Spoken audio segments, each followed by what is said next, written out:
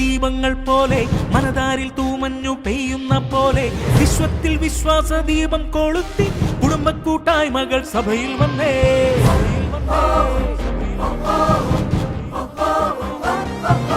പാറമേൽ പണിയുന്ന ഭവനങ്ങൾ പോലെ പുണ്യങ്ങൾ പൂവീടും കൂടാരം പോലെ കൂട്ടായ്മ തന്നീറ കതിരുകളേന്തി കുടുംബക്കൂട്ടായ്മകൾ പാരിൽ വന്നേ.